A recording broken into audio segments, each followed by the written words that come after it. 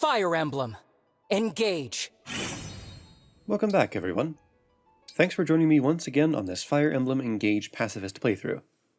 After the arduous journey we took last time, Chapter 18 is a welcome chance to catch our breath. The primary objective is easy to fulfill, and the secondary objectives are all well within reach. The Secret and Leaf emblems are back under our control, which means we have regained the ability to redo their engravings and inherit Cantor. However, this clear does not require any of those returning tools. It's just a single turn of smooth sailing.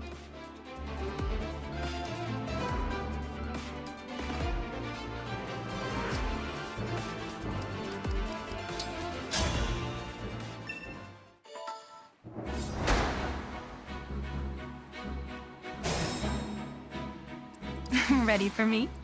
Goldberry engages with Ike to reduce her avoid to 0. All she's doing here is providing a physic target for Diamant. I'm ready.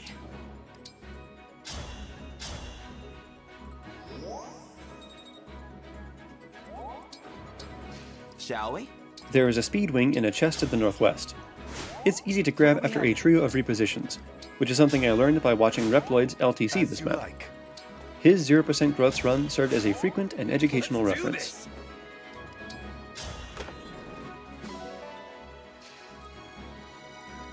All right. The final side objective we care about is recruiting Linden on the eastern boat. Alear only needs a refresh from Seedal to accomplish this. We really missed him in Chapter 17. On her way over, Alear can send off 2 of our obstruct staves. They served us well, but now we can buy as many as we need.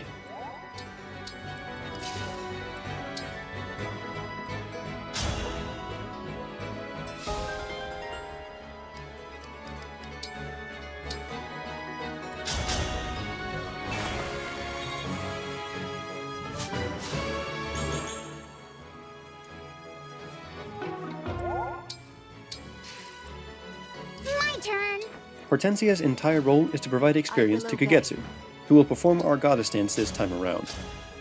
Refreshing more targets yields more EXP, as does refreshing units of higher internal level.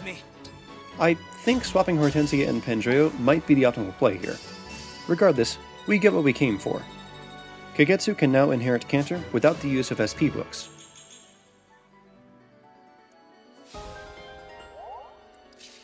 Previously, we only used Fracture for the experience gain. This time, the break effect matters. It means that Ivy only ever has to take 1 hit from the boss, who for some reason is the same gruff lady from Chapter 3. I kind of like that there's no explanation for this. It's very funny.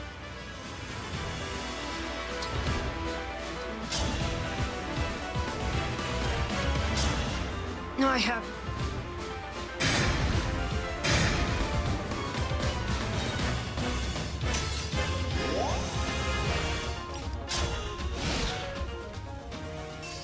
For some reason, this particular general moves before the boss, and no one else does.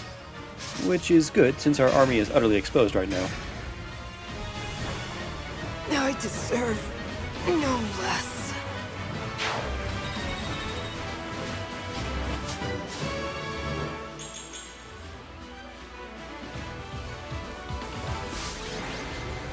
That's Chapter 18 with 1 kill. Now that we've gotten our feet wet, how about we dive into a more complex challenge?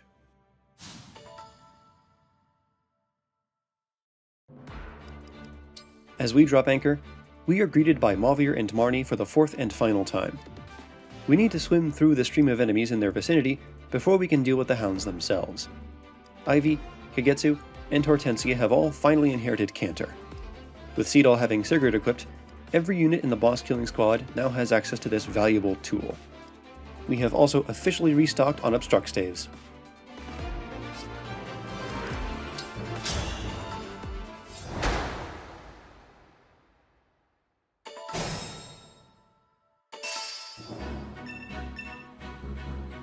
Yes! The 3 nearest Royal Knights do not move, and they are currently blocking the way forward. The Iron Blade returns to smash a few of them into more favorable positions, but there is an alternative weapon that does not risk killing with a 4% crit. Marnie dropped a Hurricane Axe back in Chapter 14, and it would only deal 8 damage to the first Royal Knight. Either way, the second smash does not risk a kill, thanks to Miasma.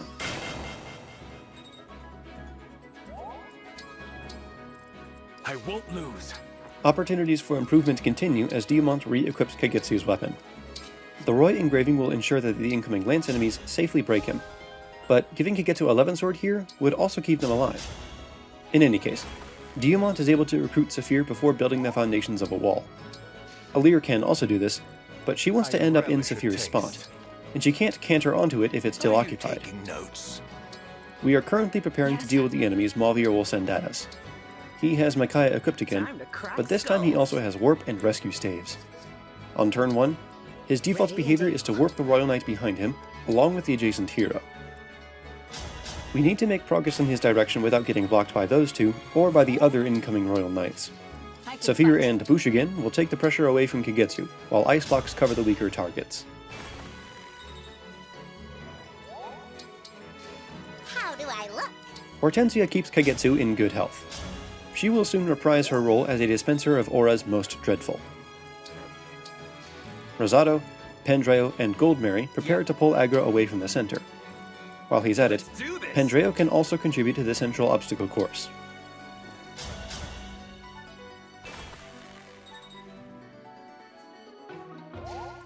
Anything.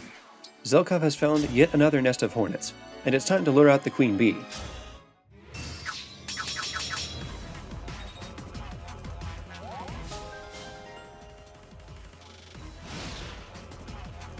Here's a not-so-fun fact. Mavier can warp these enemies into two possible formations, and while he seems to prefer the one you see here, the choice is random. With the current strategy, Kagetsu actually dies to the alternate formation. The hero would double him and stack up lots of chain attacks. There is probably a way to mitigate this risk, but it's easier to just use the time crystal until Mavier behaves himself.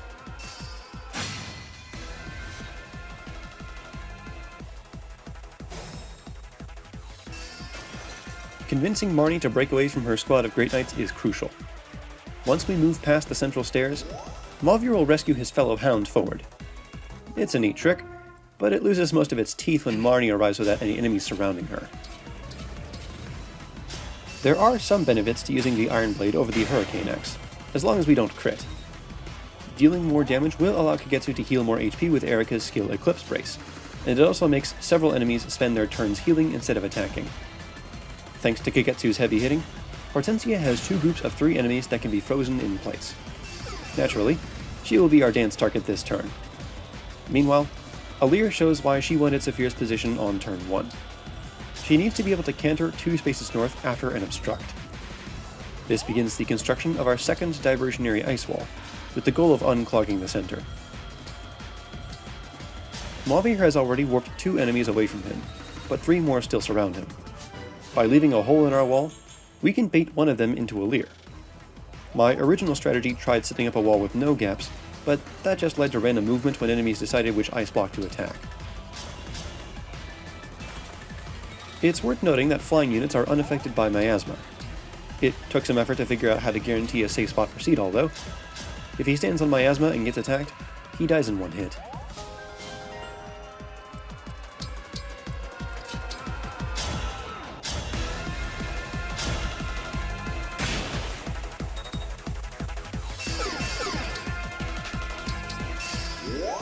With an HP tonic, Goldmary has enough bulk to survive a Worm hit and a Royal Knight. Enemies are more dense to the south, so Pandreo covers Rosado with Bonded Shield. Together, those 3 will peel away Mavier's guards. Good to go. Watch this, everyone. Brilliant. Thanks to Arm Shield, Alear can survive 2 Royal Knights even if they both hit her. That saves 300 gold. Good job, Leaf.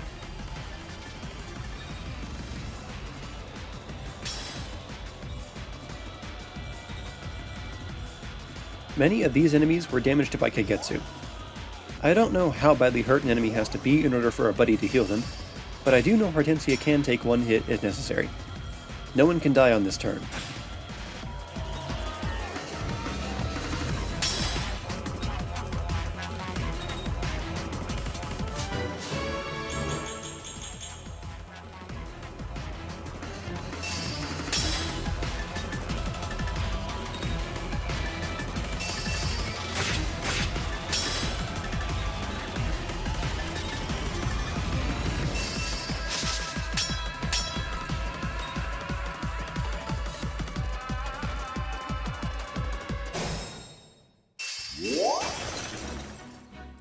Well, would you listen to that?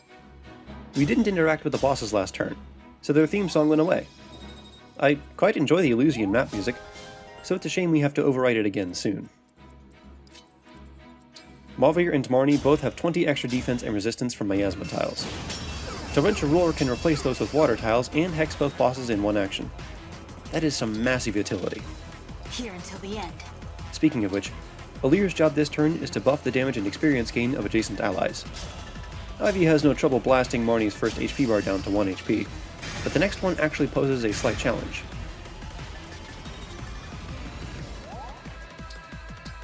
Kagetsu swoops in for the first takedown.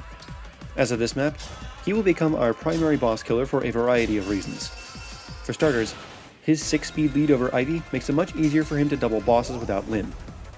The most powerful offensive emblems also tend to favor physical combat. For example, Erica will always grant 3 extra damage with Blue Skies, but you can only benefit from Eclipse Brace while initiating with a physical attack. In total, Erica gives Kagetsu 7 extra damage per swing against Mauvir. That is just enough to one round without spending more money and ingots to upgrade Noah Toon further.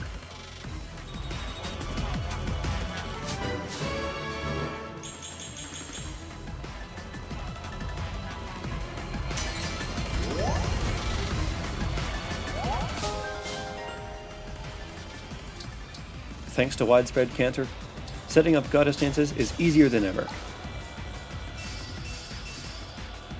On her second health bar, Marnie equips Roy's Binding Blade. This increases her defense and res by 5, which makes it more difficult to bring her below the HP threshold of Holdout++. The magic boosting emblems are all spoken for, so Ivy requires the Sigurd engraving to knock Marnie below 10% health. Like I said before, Erica heals Kagetsu when he attacks. Now that Diamant's Dance has boosted his resistance, Kagetsu out-heals the damage he could take from fighting Mauvir. He can do this all day. This little move just gives Seedall some mentorship XP. It's probably not important.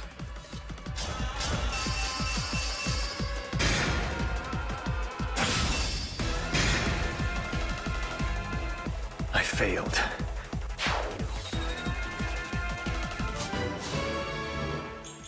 That's 2 Kagetsu level ups in this chapter. He's going to have a starring role in the end game clear, so expect him to grow rapidly. All that's left now is to finish off Marnie with Hortensia. Oh no!